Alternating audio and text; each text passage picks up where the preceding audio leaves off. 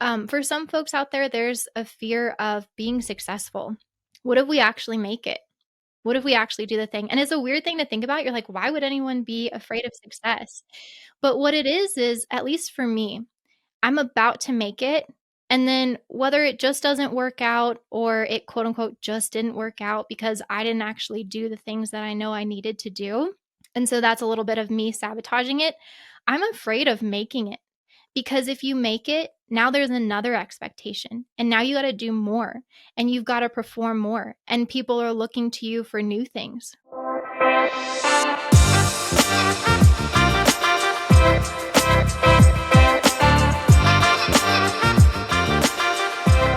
Hey everyone, welcome back to the Intelligent Conversations podcast. Today I have the honor to learn from Katherine Lewis. Katherine is a UX engineer, podcast host, executive director, and global partnership lead. Katherine has undergone a lot of challenges. She's struggled with purpose, worth, perfectionism, and workaholism. She shares in this episode that she went from instead of looking inward to looking outward, and how that enhanced her life and improved it in ways that she couldn't comprehend. This episode was fantastic. Katherine had so much knowledge to share. She helped me, and I hope that going through this process helps you, the listener, also kind of think and ponder and kind of identify some of the things that maybe you can do to become a better human being. I don't want to spoil any rest of the show, so without further ado, let's welcome Katherine Lewis to the show. How'd you even get started with starting the foundation? Because I know you don't just wake up one day and like, you know what I need to do? I need to start a school or something like that. Yeah, absolutely. It's a big idea. And so where does that even come from? And I think most organizations are formed because someone's either really passionate about something or because they're trying to solve pain. And sometimes those go hand in hand, right? You're passionate about finding a solution to your pain, and so, Yeah, or other people's pain. And so that's really where it came from for me, is having a point of pain and not wanting others to have to experience the same thing alone. And so trying to create a solution and a community around that. that's what's so cool. And correct me if I'm wrong, you do this with like high school students and uh, like college students as well, try and help them kind of be ahead of the curve, if I'm not mistaken, right? Yeah, that's the demographic that we work with because it's in that time frame that you're preparing to go off to school or find a life partner, make some of those more bigger decisions in life. And sometimes at that point people are also having children. And so wanting people to heal those patterns as much as possible before they're moving into those big milestones in life. So that way we can break the cycle and heal the pattern, and we're not replicating maybe some of the micro traumas that we went through and putting other people through the same. So when you say patterns, can you kind of describe, like, is this like bad habits they form, or like what is it exactly? Yeah, so it's it's bad habits, but often the bad habits that we develop are either because those habits have been modeled to us by other people, or other people haven't guided us as young folk to not have those habits, right? And so when we think about our parents or our guardians, those that we're exposed to as we're growing up, if they have things that are unresolved, if they have baggage or false beliefs or patterns that self sabotage, or another common pattern is reject before you're rejected, just different things like that, then we see that modeled and we'll respond to it in two ways. We'll either say, wow, they're showing me exactly what not to do. And we're going to go to the very opposite side of the spectrum, which isn't always healthy either. So maybe if you have someone who's super aggressive, super assertive, you might become too passive. So there's that option, or we model exactly what they did, right? So if they're an aggressor, we might become an aggressor as well because we were hurt and so we're hurting others, right? Because we realize, quote unquote, that that's the way that the world works, even though it's not true. It's just what we've been exposed to and conditioned to. So it's looking at and inspiring young people to assess and reflect and look at those patterns that have been passed down to us. What are our parents doing? What are our guardians doing? What are their parents doing, right? Because sometimes this is running through the generations. You'll have a family where you've got four generations of priests, or you've got four generations of gangsters, or whatever, right? And so sometimes you'll see these things just perpetuate, and we have to look at and say, is this a healthy thing? Do we want this to continue? If we do, that's fine. If we don't, why is this continuing and how can I stop it? Correct me if I'm wrong, but I just want to add, I think also that everyone's not perfect. So like regardless, you're gonna develop maybe some of these bad patterns or even great patterns as well. I like how you pointed that out too. Is that there's also some good things that you can take away, but also bad things. So how do you, I guess, identify maybe like what's the process you go through when you try to find maybe some of those bad patterns that you've either developed from, like you said, a parent or guardian or whatever it may be? Like, how do you identify them and then actually do something about it? Because that's something I believe. I believe you have to actually do action if you want to see real change. Yeah, absolutely. The first step is identifying the patterns. We can't fight the monster that we don't know about, right? But then you still have to go fight the monster. And so you still, to your point, you still have to do something about it. And there are different ways to identify patterns. One super simple tool is called a genogram, and it's basically where you map out your family tree. So you'll map out your aunts and uncles and your grandparents, great grandparents, and you just kind of denote what are the health issues that people had, who got divorced, who had a life of poverty, who had a life of wealth, all of these different behaviors. And then you can start to see the patterns. Wow, everyone in my family on my mother's side is an alcoholic, or everyone in my family on my father's side got divorced, whatever it may be. And you can start to say, well, why? And how do I heal this? And am I noticing these same things in myself? Do I have the expectation that if I find a partner, that it's inevitable that we'll get divorced because everyone else in my family has too, right? So you have to ask yourself these questions and say, what do I actually think about life? What do I think is the truth? What do I believe?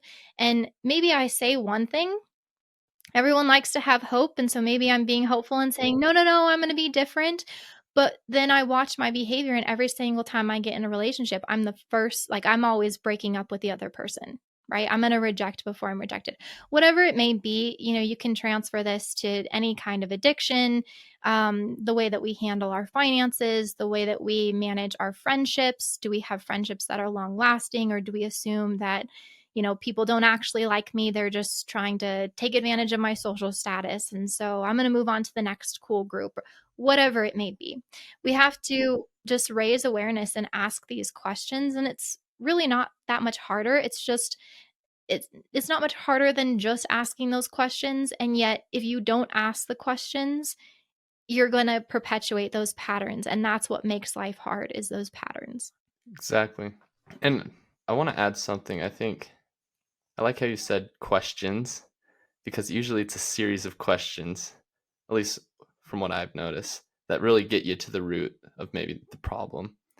Like it's not you just ask the question you think you know, and then maybe you go act on it, but then it's like, oh wait, that didn't turn out how I wanted. So then, but you come in with more insight, and then you ask an even better question the next time, and you start uh, developing better habits, better uh, patterns, and things like that. And I did find it fascinating. So the genome test, could you share a little bit more about that and like what that is? But also, as you're talking, I was a little confused because is it kind of just family history work? Is that kind of what uh, you were getting at there? Like you go through your tree and all that. Like, is that the genome test or is that something more specific? Yeah, so you can just look this up online, look for the genogram, but basically you're just taking a piece of paper and a pen, and you can write down your name and then draw a line to your mother and your father and then their mother and father, right? And then there's different signs and symbols and different colors that you'll use to make marks on this tree showing like, oh, these people got divorced here, or there was a health issue here, or there was alcoholism here, a different addiction here, right? An affair here, whatever it is. So you're just marking this up to give yourself a visual to see patterns. you might notice, oh, it's only this one person that was addicted to alcohol. But you might see, wow, 5 different relationships ended in divorce. Okay, that seems like a pattern. How did that translate? Did my parents break that pattern? Are they still together, or did they also get divorced? And so you're just creating this visual to start noticing what's common in your family. Gotcha. Yeah, that makes sense. I why you do that.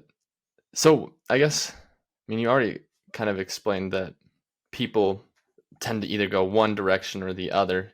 Is there any like study or anything that kind of indicates why we do that? Like why we may follow one path, like and almost mimic exactly what the parent does, or why we go completely the different direction, almost like opposite of what they're doing. And is it also possible to do this to maybe perhaps good habits or good patterns as well?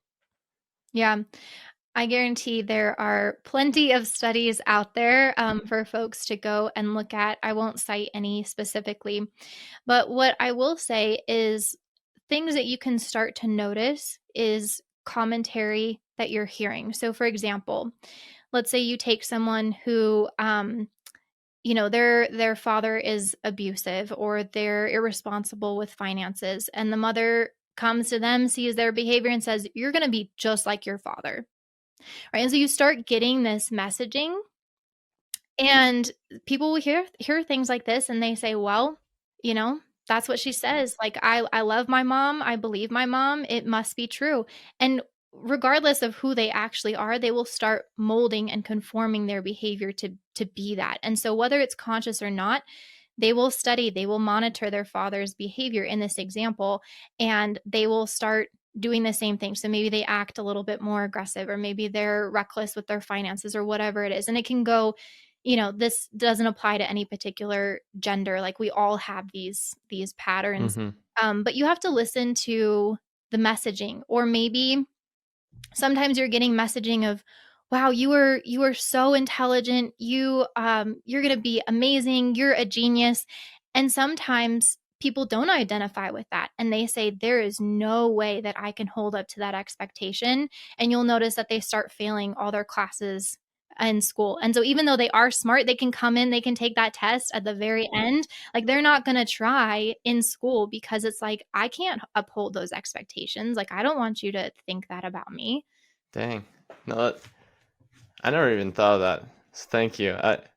Because I mean, you shared the story of that the kid that goes in the classroom and takes the test. Yeah, yeah, I did that quite a bit.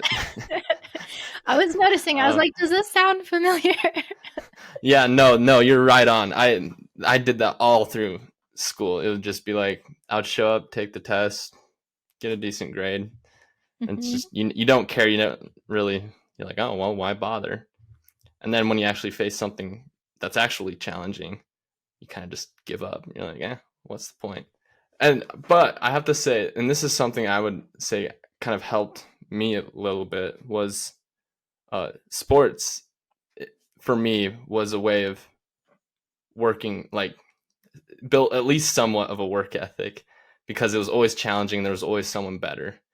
And but I do want to ask you this, because I think just recently I realized I kind of get into this pattern where uh like sometimes where I'm work so hard at something, and then maybe something doesn't go my way or I don't meet those expectations, and then my instant reaction is like, all right, well, I gotta work harder, I gotta do more, and it's kind of this never ending cycle. And not to say that working hard's not a bad thing, but you're more willing to put yourself in not necessarily miserable situations, but it can be miserable at times. Does that kind of make sense? What I'm So, getting at there. yeah, what I'm hearing you say is you have a certain goal. You'll work really, really hard towards that goal. Maybe you don't meet that goal. And so then you come back and you're kind of hard on yourself. You bring out the whip, and it's like you need to crack down and you need to go even harder for this next thing. Am I hearing that correctly? Yes, no, that's exactly it. Okay. What I would ask is there anything that happens right before you're about to make it, right? You're about to hit that goal. Is there any self-sabotaging behavior? Uh, Occasionally here and there. I will admit I do get scared sometimes. It's like, oh shoot, like I might actually do this, and Mhm. or nervousness. I'll just get nervous and kind of Yeah. as using sports terms, I'll choke. Yeah. Yeah. Yeah, yeah. So here's this may not be it, right? I think there's more details that we might have to go into, but just at first glance, I hear some similarities between you and myself. And so, for some folks out there, there's a fear of being successful. What if we actually make it? What if we actually do the thing? And it's a weird thing to think about. You're like, why would anyone be Right. afraid of success? But what it is, at least for me, I'm about to make it. And then whether it just doesn't work out or it quote unquote just didn't work out because I didn't actually do the things that I know I needed to do, and so that's a little bit of me sabotaging it. I'm afraid of making it because if you make it, now there's another expectation. And now you got to do more and you've got to perform more. And people are looking to you for new things, right? And it never Sure. stops. That's how we mentally perceive it. Is it's never going to stop. And then it's going to be another and another. And you know that already what you're doing is hard. So how on earth are you going to handle the next thing? And so even though we're performers, like we work hard, we can do these things, we like to excel, we're just going to stay back from the edge. Like we're never going to make that jump because we're afraid that if we jump, everyone's going to watch us fall flat on our face and we're not going to be able to fly, even though like we know we have the capacity to. And so we always stay back from that edge because we're actually afraid of making it and then that unknown of what's going to come next, even when in reality, those expectations are usually ones that we just put on ourselves. There is no ambiguous they who's standing there being like, here's Hmm. the next set of expectations, here's the next set of pressure. Like, who cares, right? Why does anyone else's opinion matter? It's usually what we put on ourselves, and we're afraid of not making it, so we don't. I like that. Thank you. No, thank you for sharing that. I appreciate that. So I guess to follow up on that, what's maybe the action, like what is it that you can do to maybe minimize that? Or because again, I do to a degree, I do think it's helpful to work hard towards something and Mhm. chase like that, right? That endless chase is uh can be helpful, that drive. But like how can you, like what's the action you can do? Hopefully, this is helpful for some people. What has worked best for me? And let me back up by saying what hasn't worked. When I get into a state of thinking about the future, oh my goodness, if I actually do this, then what about that? And this next thing is coming. And then someone's going to expect, right? You get into that futuristic thinking, and that's where you become overwhelmed and you don't do the thing that you know you need to do. And then you don't make it, right? If I can come back into the present moment and do what is called eating the frog. And it's a funny concept, but no one wants to eat a frog. It's like a slimy, gross thing. And so, what that means is come back into today, bring all your energy back to today, and just say, okay, what is the one thing, what's that frog that I absolutely need to do that's going to have the most impact?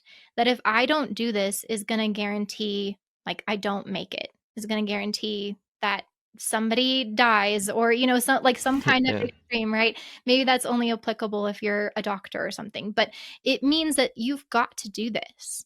And it's probably the thing that you absolutely don't want to, and the thing that you're avoiding and finding all of these other like should do instead of need to do in order to fill your time and distract yourself, but still feel productive. So, again, you come back into today and you say, what is that one thing that I need to do?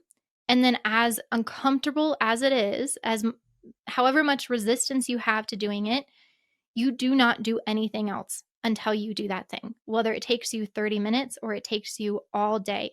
And most of the time, we imagine it's going to take a lot longer than we think. It's probably a lot simpler than we have in our mind, but we like to do that to keep ourselves from doing it. We create this huge mental roadblock so that way we can't move forward with it because we know what moving forward with it would mean. It would mean we have to face this fear. So that would be my suggestion, is to eat the frog. Eat the frog. I like that. No, has some humor to it too. So no, thank you. No, that I mean that benefits me, and I know a lot of people that are listening probably has similar situations where, and I like that the thought where we just, because I mean that's almost like, I mean this might sound stupid, but it's like the thing that we're making our mind, we put those, it makes sense now, but like we put those mental roadblocks in the way, making it way bigger of a problem that it actually is. And oh, we need to put more time into this than maybe is actually necessary. And so then I don't know, it almost like tricks your mind that's like, oh, this isn't like worth your time to do right now because it's such a big thing, but in reality it's not. So Mhm. Yeah. but I'm curious, how did you get like exposed to kind of this line of thinking, like just these ideas to begin with? Because I mean, for me, this is the first time, and I like to think that we never come across it on our own. Did you have someone that kind of helped you through this as well? Yeah, it's been a very long journey. So I started this process of coming to this way of thinking when I was a kid. So when I was young, I went through some traumatic experiences. We had some dysfunctional patterns in my family. But I started watching the adults around me and saying, okay, what you're doing doesn't make sense. Like that seems counterproductive. That is hurting me. And if you just did this other thing, like we could easily solve this problem. And yet I'm noticing that you have insecurities and you have false beliefs that are holding you back from making that change. Like, what the heck? This is frustrating, right? And so I started to dive deeper into this and reading a lot of books around leadership, a lot of books around emotional intelligence, all the things that I already was gravitating towards and just wanted more information on. And so I was an avid reader as a kid, and then that led me to different leadership experiences. Um, I, as an example, loved reading John C. Maxwell, who's a great prolific leadership author. I would go to therapy for some of the inner healing work. I had mentors, people who we're just like, wow, I definitely see potential in this person and want to foster that. And I was very blessed in that way. So it was this culmination of all these different positive inputs that helped me counter like the negative inputs, to hopefully where we could balance things out. And then just years of healing, years of working on this, years of studying it. And the biggest person that I'm still having issues with is myself, and that'll always be the case, right? We always have to come back and watch ourselves. So I can talk about this quite easily. And then even today, there's something that I need to do, and I'm not doing it because I'd much rather be talking on a podcast, right? Yeah, So I can talk about eating the frog, and then I still need to eat the frog. And that's the biggest place where we all are growing is none of us is perfect. And we just have to keep applying these things that we're learning to ourselves. But we learn best from others who have already walked that path. So, again, reading books, finding mentors, going to different leadership retreats for this particular topic, or find a meetup, go to a conference, learn from those who have already stumbled before you. I like that. Thank you for sharing that. And this is just a question I had coming up. You mentioned like uh perfect, like uh that nothing's perfect or no one's perfect, and uh I guess where's the balance between kind of, because I mean ideally, right, in our mind we want to do something perfect, but then in reality it usually doesn't turn out that way, which is annoying sometimes. But where's that balance between like, because I do think that striving towards perfection can be a good motivator to like do like excellent work, but at the same time, like as you kind of mentioned, can actually uh, work against us. So what's kind of, I guess, maybe that line of where it is not so good for you and maybe where it is actually helpful? Yeah. I think there's inherently something written on all of our souls where we all are seeking the perfect. the holy, the sacred, something more beyond ourselves, something excellent, right? And we all are striving towards that. And we'll do that in sports. We'll do that in work. We'll do that in our scholastic pursuits, right? We'll do that in the way that we dress ourselves up, having the perfect hair or the perfect makeup or the perfect chiseled body, whatever it is. We're all seeking perfection in different ways. And the fact that everyone is seeking it tells you that it's universal and it's written on our souls. So I would come back to the idea of what is perfection. Like, perfection demonstrates that you are worthy, that you are valuable, that you are something that is meant to last forever, right? If it's perfect, it can't be tarnished, it can't be damaged, it's not going to decay. We know our bodies are decaying. We know that we're all written to be born to then die, and so there absolutely is no way that we can reach perfection, like here as a broken human being on earth. And so then you have to come back to, okay, well, what can I do within this life? Like, what is actually rational and realistic? And it's not seeking perfection, but it's recognizing that you were created perfectly.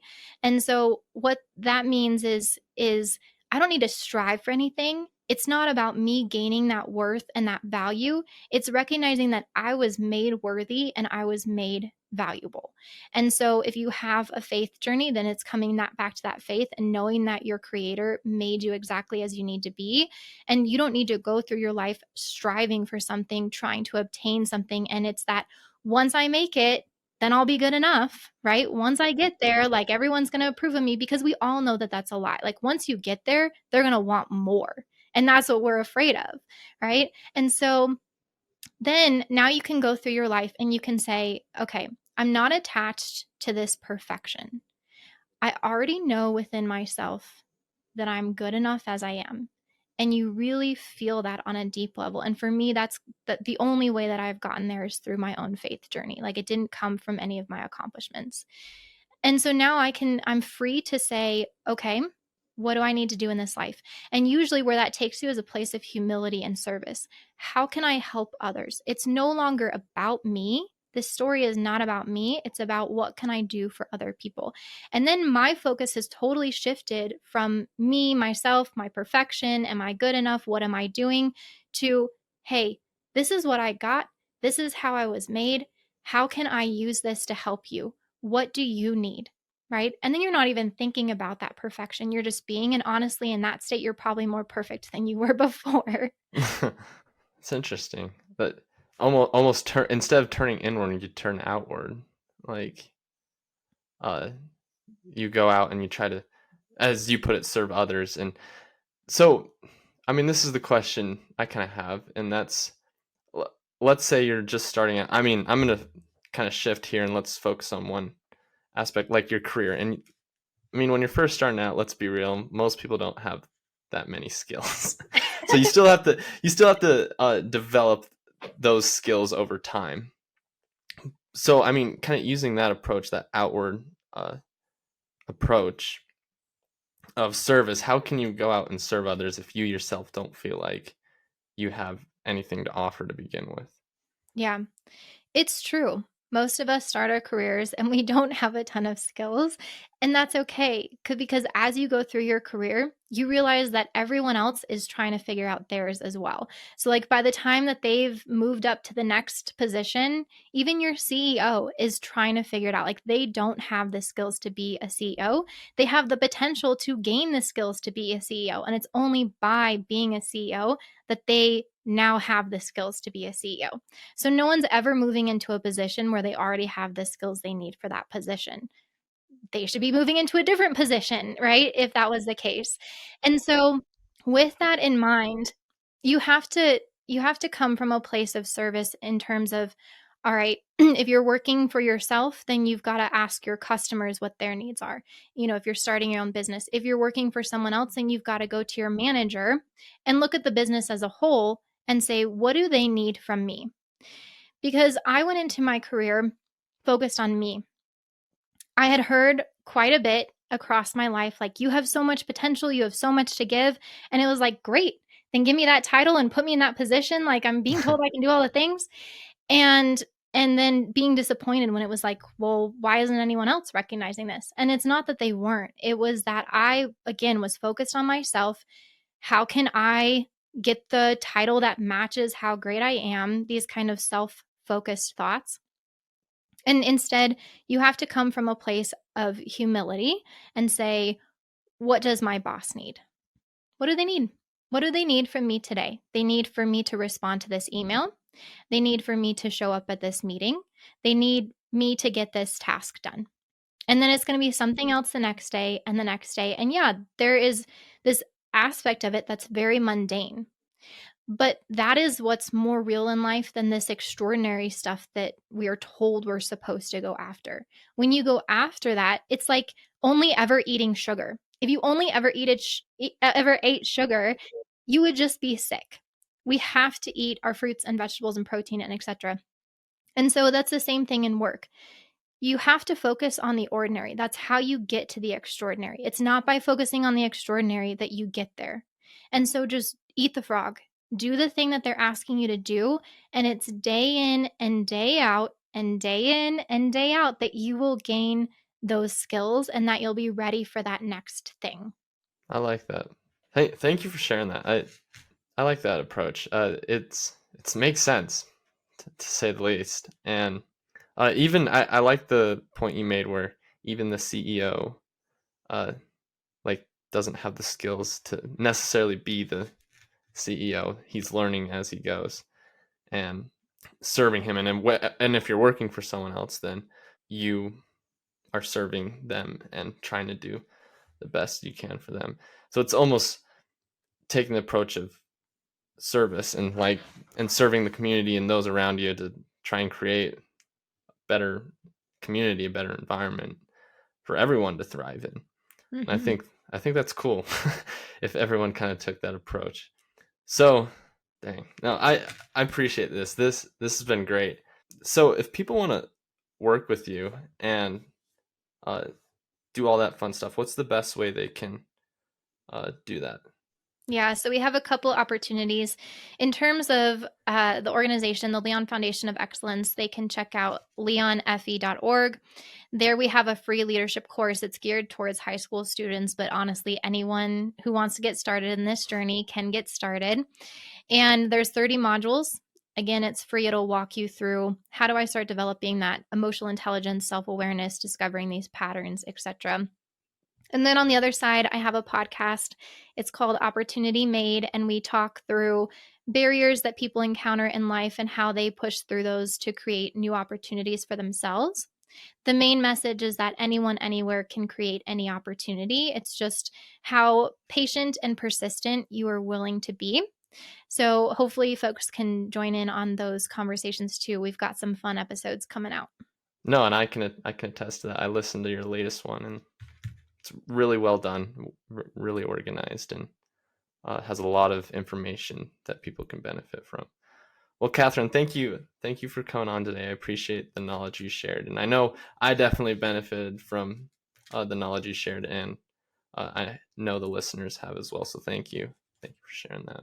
Thank you for having me. All right, everyone, as you can tell, that is Katherine Lewis. She's a very intelligent person, has great things to share. I challenge you guys, if anything spoke to you and you enjoyed this episode, to reach out to her. I'm sure Katherine would be happy to help, and she left some information there if you're interested in taking some of her courses or getting some specialized coaching from her.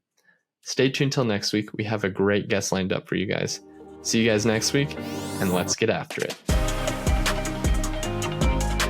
Hey everyone, if you liked this episode and would like to hear more, be sure to hit that subscribe or follow button. We release a new episode every Wednesday for you guys to listen to.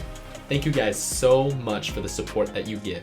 We could not have done this without you guys. If you would like to be a potential guest on the show, check out intelligentconvos.com and fill out the form there. Thank you guys again, and let's get after it.